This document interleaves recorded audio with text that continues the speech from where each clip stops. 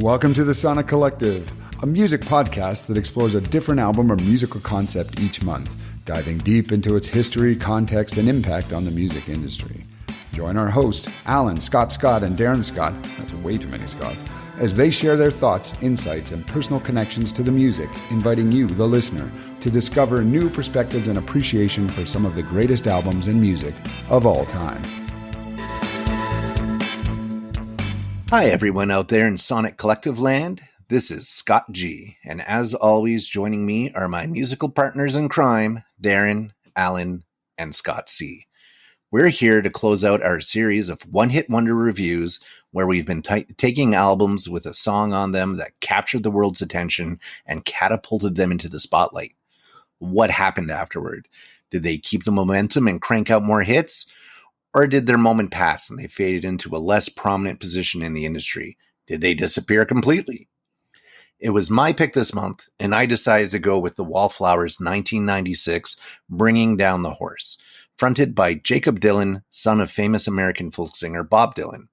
The band's second album exploded, including capturing numerous awards, selling buckets of albums, and doing well on the charts. But are they a one-hit wonder? As usual, I'll reserve my thoughts for the end so I can hear what my compatriots have to say. And let's start with Darren. What did you think of this month's pick? Yeah, Scott, I guess first of all, really good one. I think most people will listen to this, have been around for a while or we're into kind of just had a radio in the late 90s. You've definitely heard several of these songs. They were big hits from this album. And I remember it, it's funny. I remember it well, but I got to admit, I'm a big music guy. And when you first picked it and said right away, oh yeah, or I think Scott or Alan said it, it's Bob Dylan's son, Jakob Dylan. And I think I knew it, but I forgot it. And I'll get back to that because I found that quite interesting. How do you not know that this is Bob Dylan's son? But anyway, I'll admit, I didn't quite remember that. So I was fond of this album. I gotta admit, and it's a good pick for one hit wonder because after that album, you're right. I don't really remember hearing much about them or anything. So going through this album, and we also obviously dive into his catalog, I was actually surprised how many albums he has. And he also has a solo career as well, that he's got, I think 3 or 4 albums now. But basically the Wallflowers are pretty much just him anyway. It started as him and, a friend, Toby. I forget Toby's name. I forgot to write that down. Does anybody have that in front of them? Yeah, anyway, so that album, he was pretty much a solo artist. He had a friend that he started the band with, and then had a few regulars. And I think something else that I think I knew but forgot, and Scott Coates said right away, is that Foo Fighters now keyboardist and musician Rami Jaffe was also basically one of the founding core members of this band. He did keep 4 of them together for quite a long time, and then now he pretty much just performs with touring musicians and not really names. He kind of just still calls it the Wallflowers, but that's just what he did. Interesting too. I think when you listen and you do find out it is Bob Dylan's son, you actually hear it a bit, in just the ways he sings some things. And again, going through some of his older and newer stuff too, you definitely how do you not get around that influence and probably the music he was exposed to.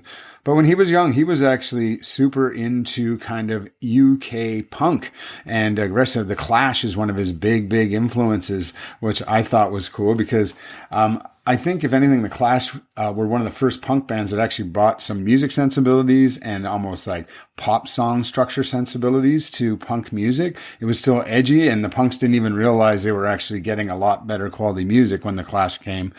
They just loved it, but that was the genius behind it. So you could see that. I think Jakob Dylan is an amazing songwriter for sure.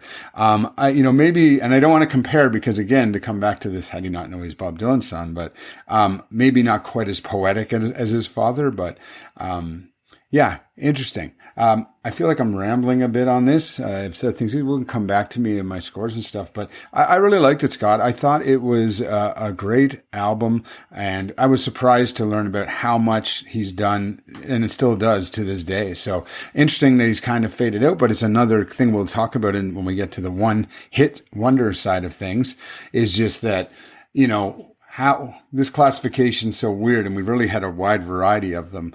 But he's had a long career, and what I would have really put is, like, I think you could put on any of his albums, like solo or with the Wallflowers, and just put on the background, and you would be pleasant. You'd be like, this is great. Like, this sounds great. Like, it's great songs, great songwriting. There's hardly any stinkers on any of his stuff. He's just, a really talented musician and songwriter. Yeah, like I said, we'll come back to me, but how about I throw it over to Alan for now? I guess, what did you think of this and know about this album? Sure. Thanks, Darren. Toby Miller, I looked it up. This album has several songs on it that I recognized from the radio, which back in like 96 or 97 was really my only source of music beyond whatever my parents were listening to.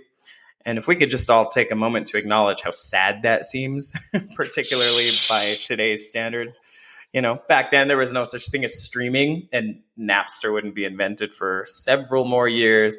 CDs were prohibitively expensive for a 12-year-old whose only source of income was a flyer route. So I listened to the radio a lot. I watched much music a lot, and that is actually relevant, as I will get into here. But obviously, One Headlight is the band's best known song. And for me, it holds a lot of like almost bittersweet, nostalgic significance. So it's always going to be a favorite of mine. But I also absolutely remember hearing Sixth Avenue Heartache quite frequently on the radio, and The Difference on the radio as well. And even on Much Music, which is Canada's version of MTV for anyone who doesn't know that, back when you could still watch music videos on television.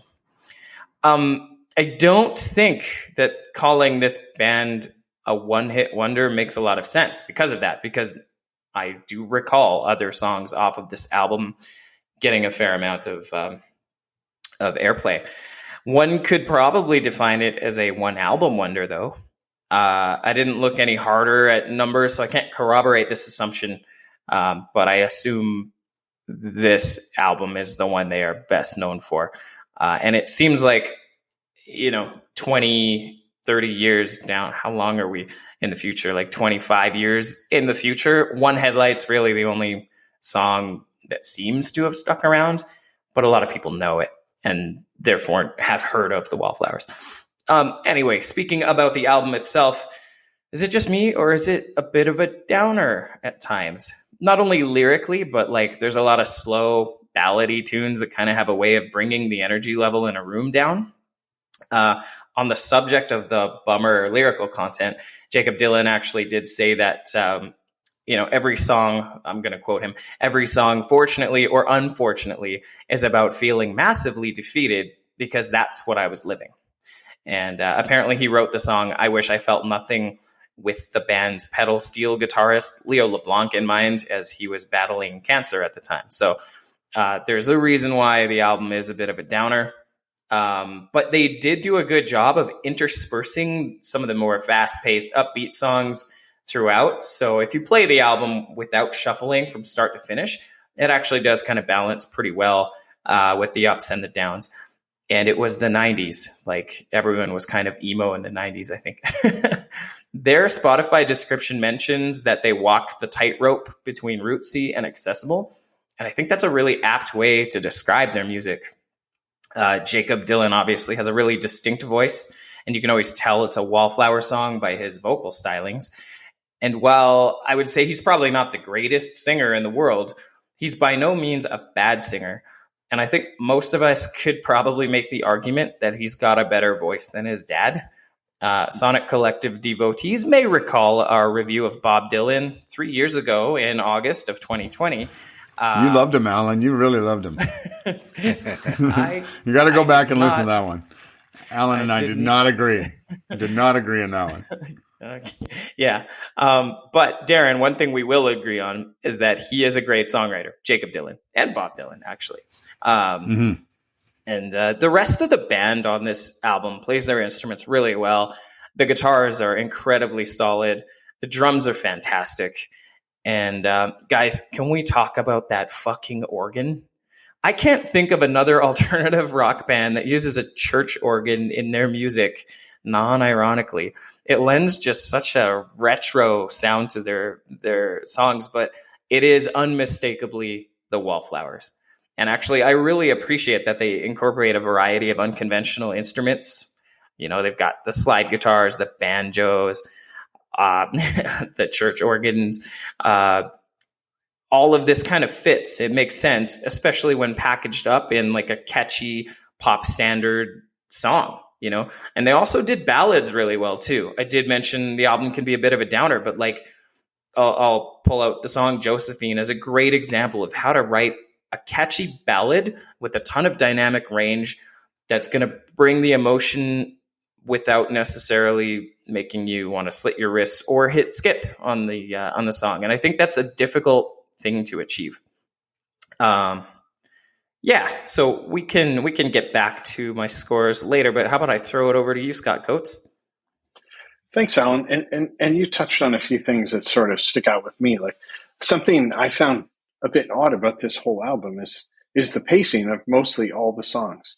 Like the difference is upbeat, but what's interesting about these singles is they're not really slow enough to have slow dances to, like you wouldn't slow dance to someone.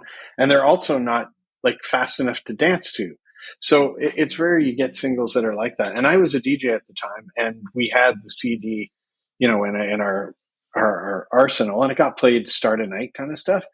And as I got listening to this, I realized, holy shit, there's 4 songs that were singles on this. So I agree, it's not really a one-hit wonder. It is a one-album wonder, because I feel I'm pretty up on music, but how did it slip by that the Wallflowers have 7 albums, I think, and that this wasn't their first album. They had an album as recently as 2020 or 2021. So in that sense, I think it is a one-album wonder, and I just don't get how that completely slipped through.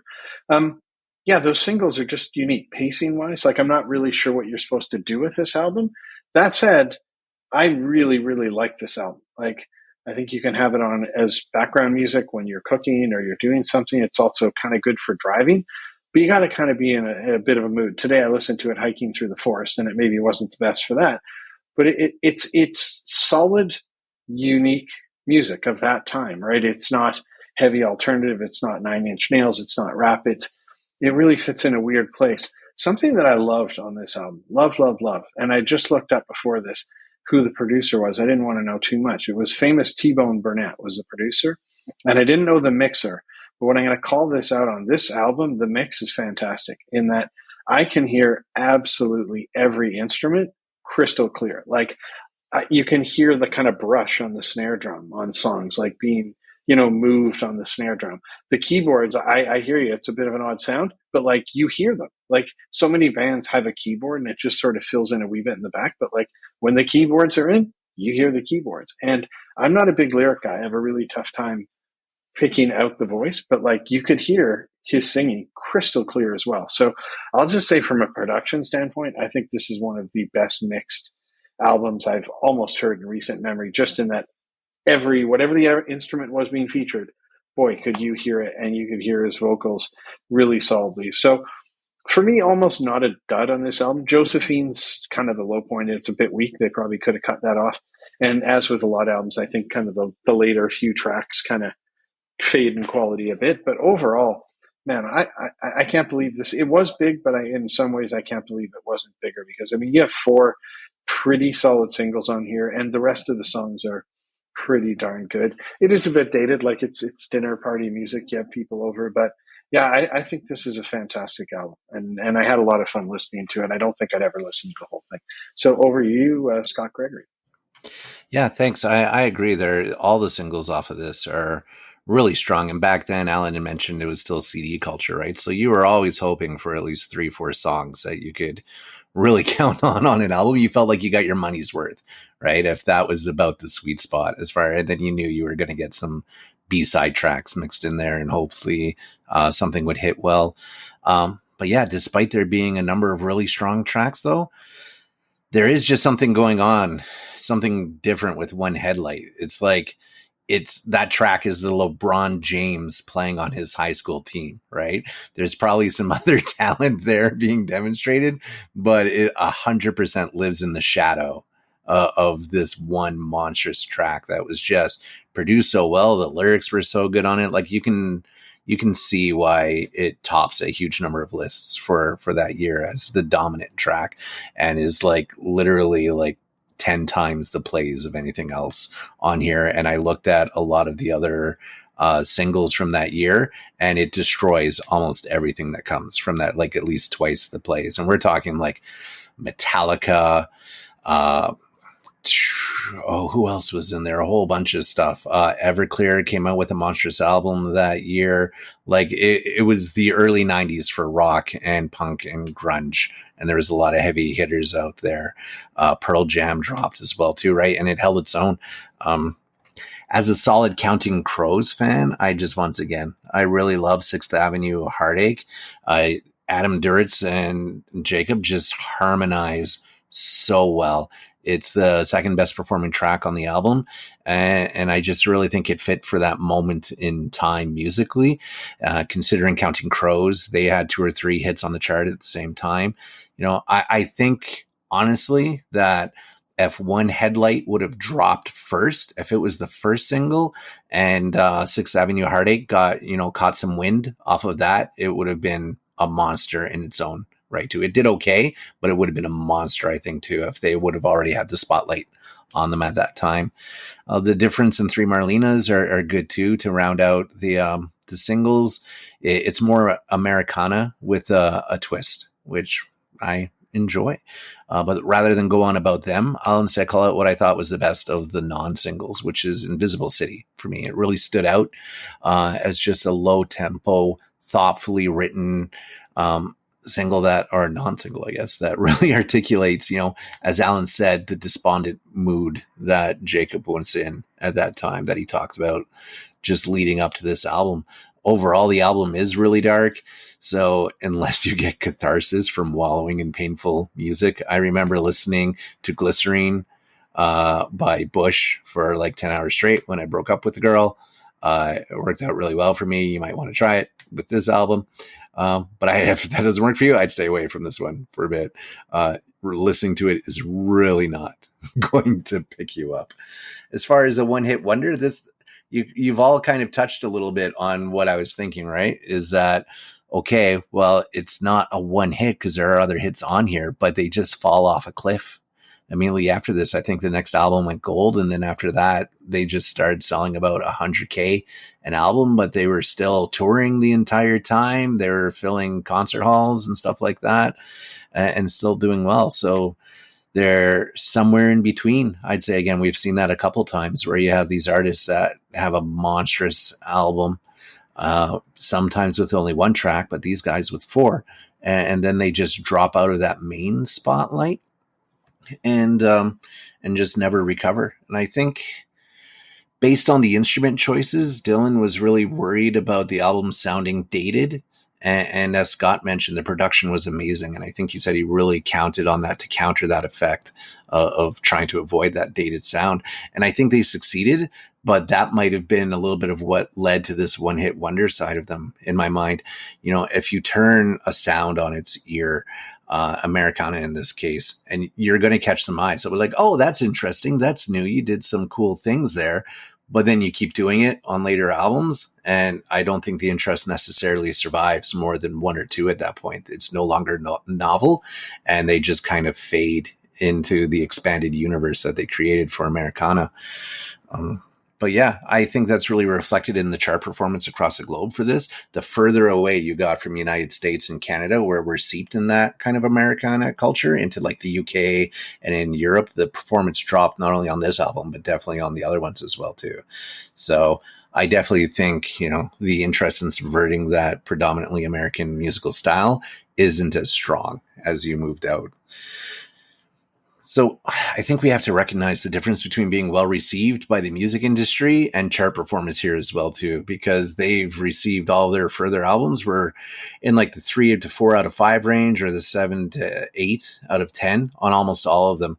But they never repeated that Grammy success and only scored, like I said, a couple more gold records.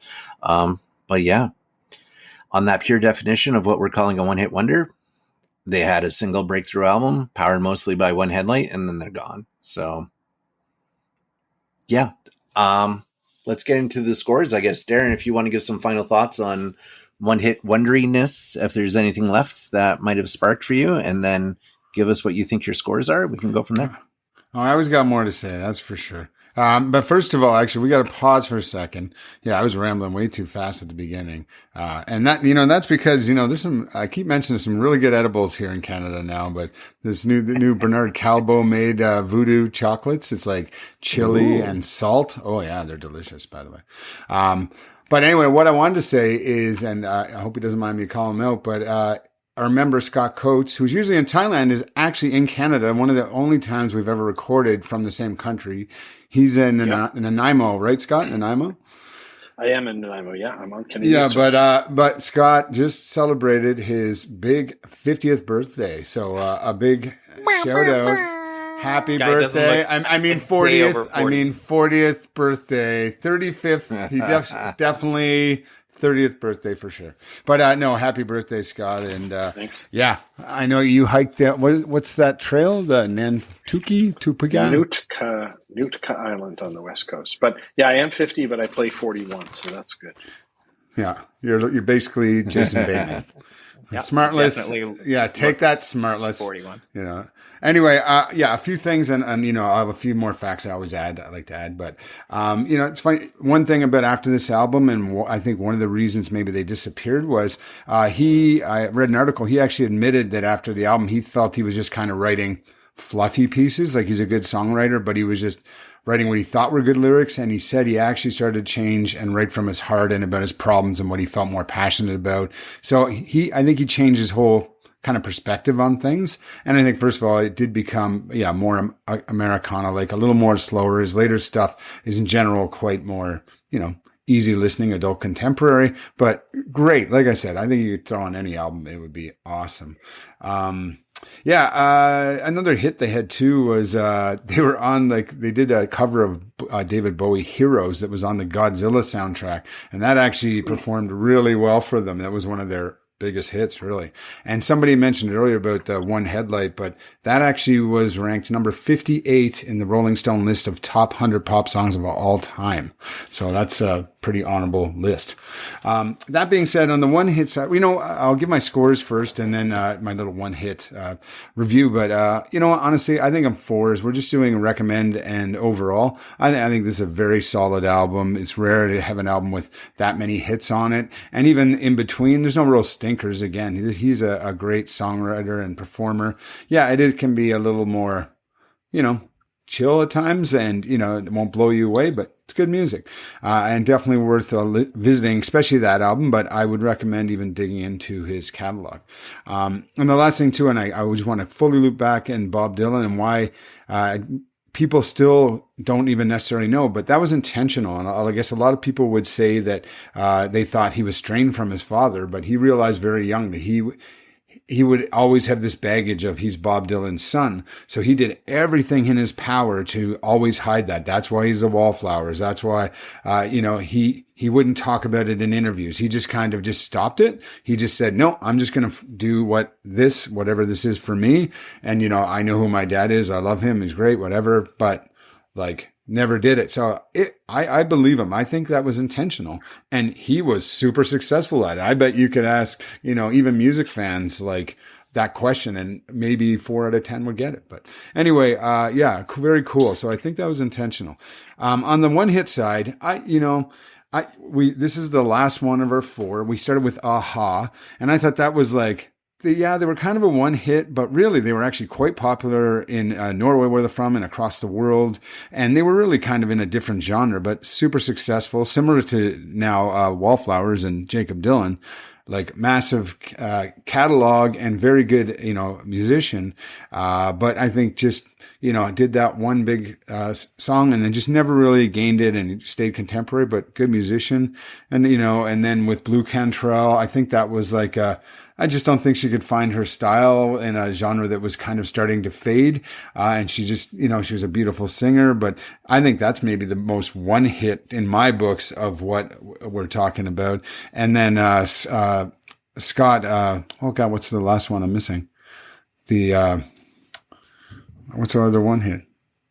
I can't remember now. Wasn't it your pick, Scott? I think it's going to be downgraded to one hit wonder now if you can't. Yeah. Oh my God. Hey, it's not even, it's a 0.5 hit wonder. You guys want to open the website?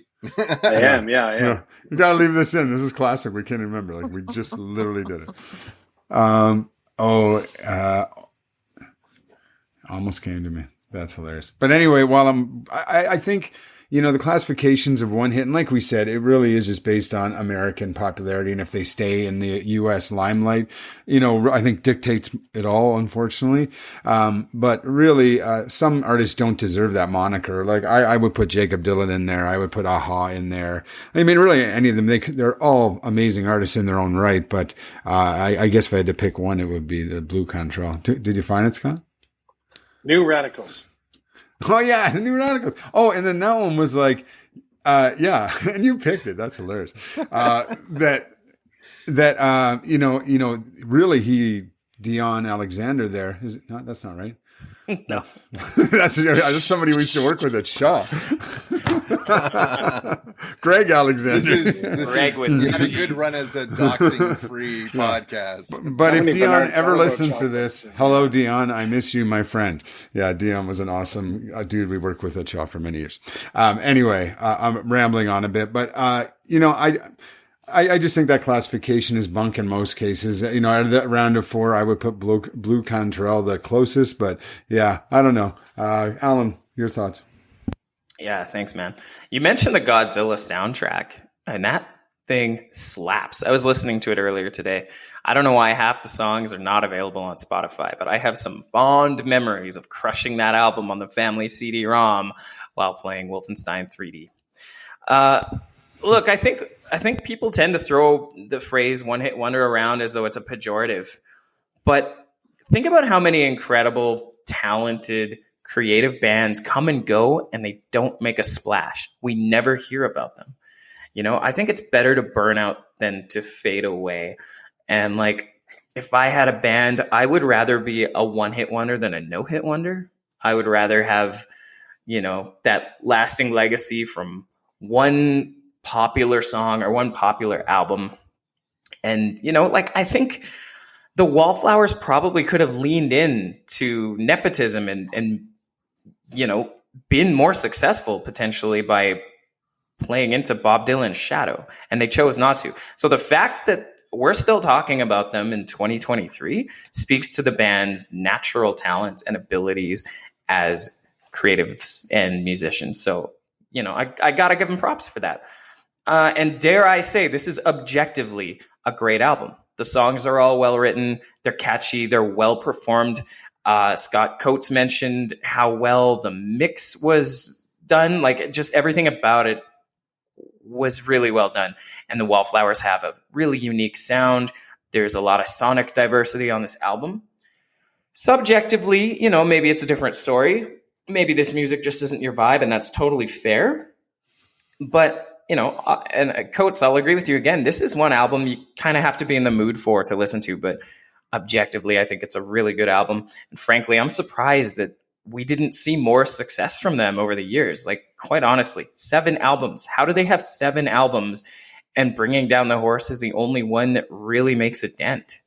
It's just, I don't know, man. That's weird. I think they shoulda, coulda, woulda been bigger. Anyway, One Headlight stands the test of time for me. It's always going to get a 5 out of 5. And again, I mentioned my bias for that song kind of at the top when I first started blabbing away. As far as the rest of the album goes, I'm going to give it a 3.75 out of 5 overall. I enjoyed it well enough, and I'm sure over time I'll come to enjoy it even more. I tend to do that with our our picks. I'll go back, even the New Radicals songs. I was listening to some of that earlier today, I do think you got to be in a certain mood to enjoy this full album, though. So that's why it's not getting a higher grade from me. And as far as recommendations go, I'm going to give this a 3 out of 5. I don't think you're necessarily missing anything if you don't listen to it. But if you liked, that 90s alt rock scene, I think you're going to really appreciate this album. And if nothing else, do yourself a favor, go back and listen to the singles, because they're for sure like the highlights of this album. I think they did a good job selecting the singles. Over to you, Scott. Yeah, I don't want to repeat too much of what you've all said, but if this is a regular review, I think one of the categories is influence. And I'm definitely going to go check out the Wallflowers album that came before and after this, because now I'm highly intrigued that I like this album. It's a nice album. It's not my usual jam, but now I've got to know what happened immediately before and immediately after this. Like you said, all the one Headlight, it could have been put out yesterday, or it could have been put out 25 years ago or something. Now it stands up. 6th Avenue Heartache, I'm not a big slow song guy, but that's great. I agree with Scott Gregory. 3 Marlena's is fun, but the difference also, once I listen to that song gets stuck in my head. I'm going to give it a 4 overall. I think it's a strong album. I almost went 4.5. I think it's really, really good. And I agree with you on the recommend. I don't think anyone's missing a pivotal moment in music if they never heard this album. That said, I think it's really worth listening to too. So I'll give that a 4 as well. So 2 4s. I'm right in there with you guys. Again, I'm not going to repeat too much. I think we're all fairly well in sync with this, right? I think we've all agreed it's a one album, a 4-hit wonder album that we've come upon. And I think the entire round, I'm glad that Darren went through it all, because I think what we learned here, it's the lessons we learned along the way that really gave us the value in this, and that we rethought a little bit, as Alan was saying, just, is it a pejorative to be called a one-hit wonder? Would you rather have that gateway to people know your music? Or would you have just never wanted that opportunity, right? Outside of that spotlight. And I think it would have been a hard time for them to break into music if they didn't have that, right? Like, I just quickly looked up after I was stuck for a second before. Stone Temple Pilots were massive this year. Smashing Pumpkins, Pearl Jam, Metallica, Beck all released albums. Pinkerton came out this year. Enema came out this year. Like, there was a lot of really heavy hitters dropping massive albums and then obviously congesting the airwaves. So I'm pretty sure they're happy with One Headlight performing so well, because otherwise I don't think this album, it would have done the same that all the other ones did. So in this case, one hit wonder, probably a good thing for them overall.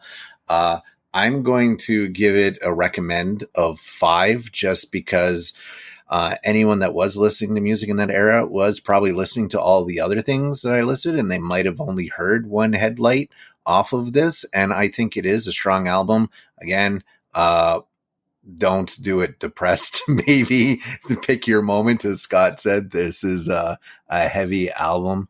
But yeah, overall, I'll give it a 4, just because it is a bit of a Dylan downer. And I like a little happier tracks mostly. That's why 6th Avenue Heartache never really came off my playlist.